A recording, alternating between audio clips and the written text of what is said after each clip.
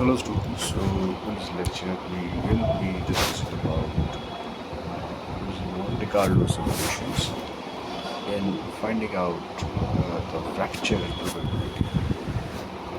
Now by fracture we basically means that how the cracks propagate. First of all there will be formation of cracks, and if at all there is a formation of crack, how will these cracks propagate?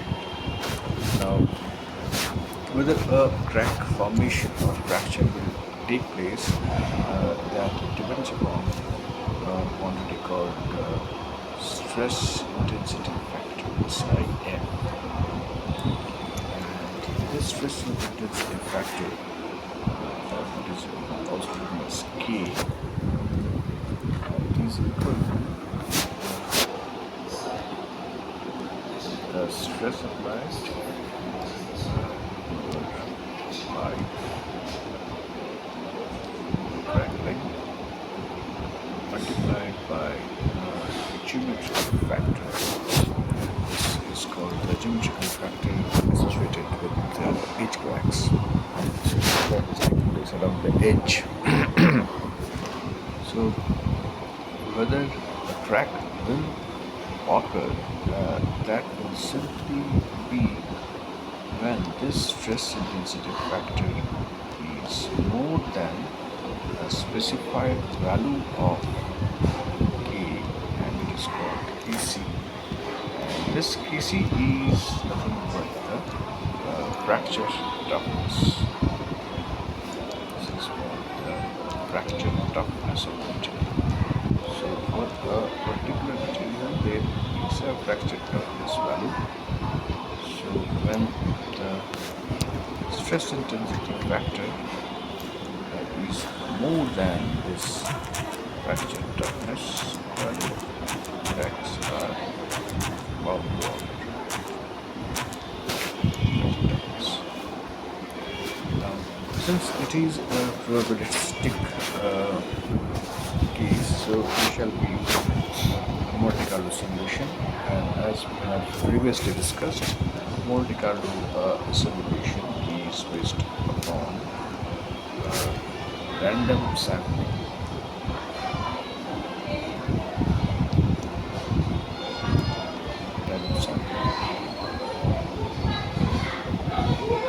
So let me first explain you the algorithm behind it.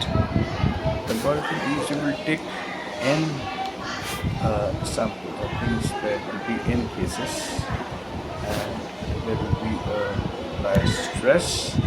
Correspondingly, there will be a standard deviation in the applied stress. There will be a certain crack length, and there will be a standard deviation in the crack. So based upon these two conditions, the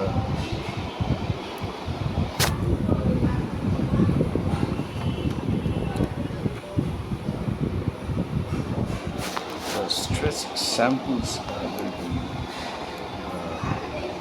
generated.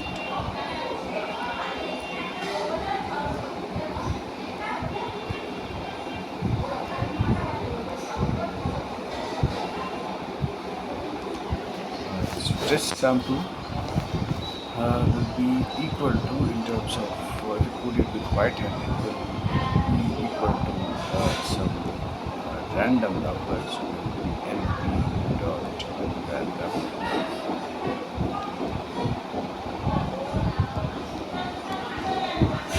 dot normal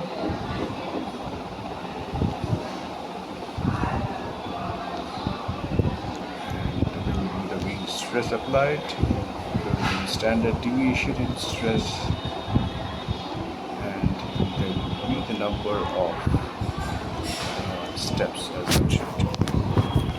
This will give you the stress sample. Similar to the stress sample, we will also have the crack sample. So the crack sample again in a similar way, as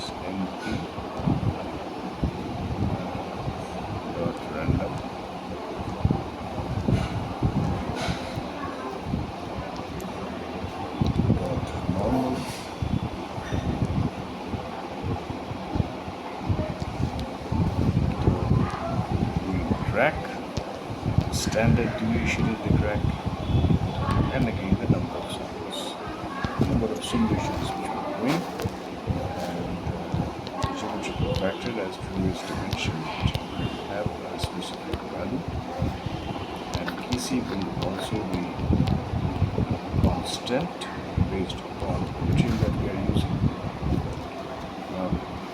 These are the stress samples. Now, so we have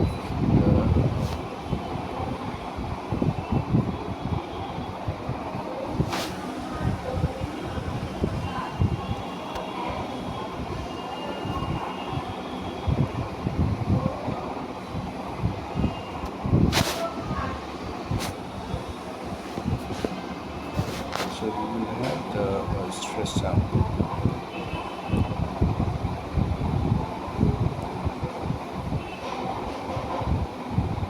That is sigma. We have the crack sample.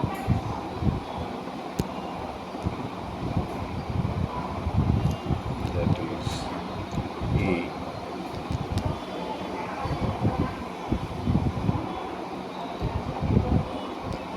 And both of them are calculated based upon random.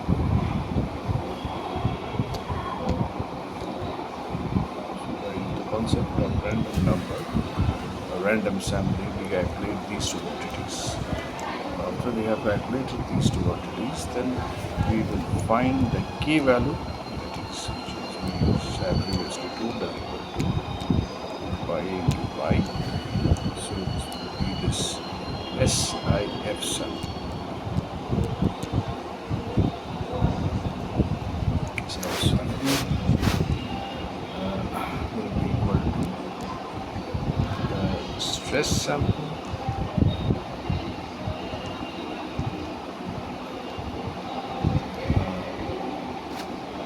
into NP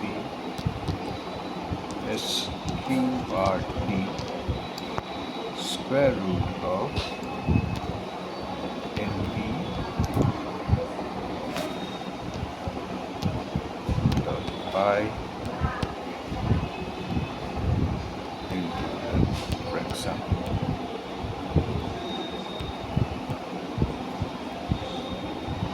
If we are simply using this value here and this value, so it is giving me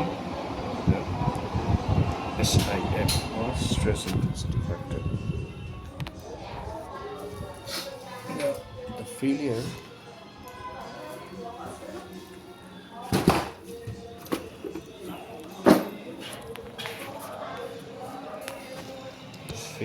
will be again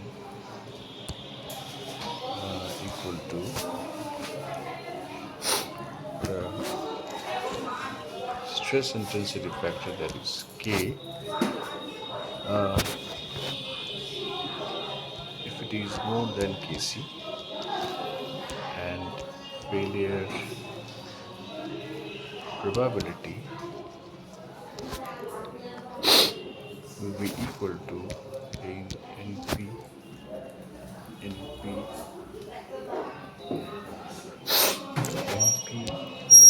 random NP sum of the failures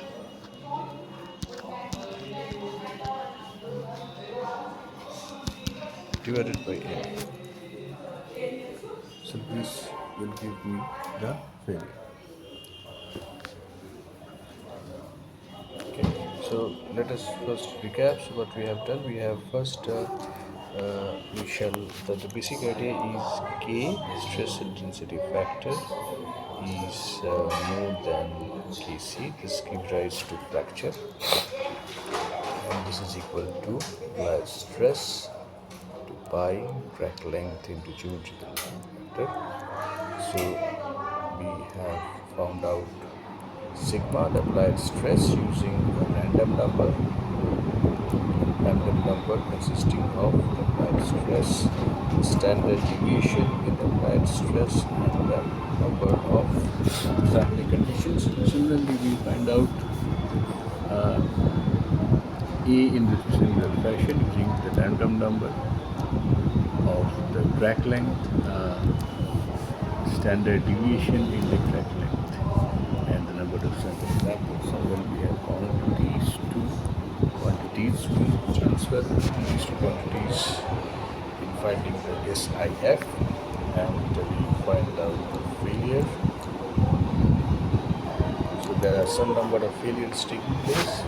So we sum the number of failures divided by n, the number of samples, that gives us the fracture probability, and then we can plot the failure taking place in terms of histogram. So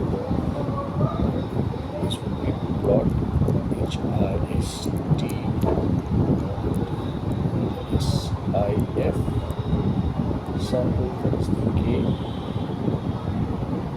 and we use the bins, that is intervals, which is equal to 15. Then using quantity alpha, that determines the opacity of the bin. So we have taken as 0.7 as the plot should look like. Then we specify the color, and we specify the different labels, and we specify the heading. So this is just crossing. This is about so this is where at this amount of stress the fracture is going to take place. So we find out what was the amount of stress, there is a maximum probability of fracture taking place.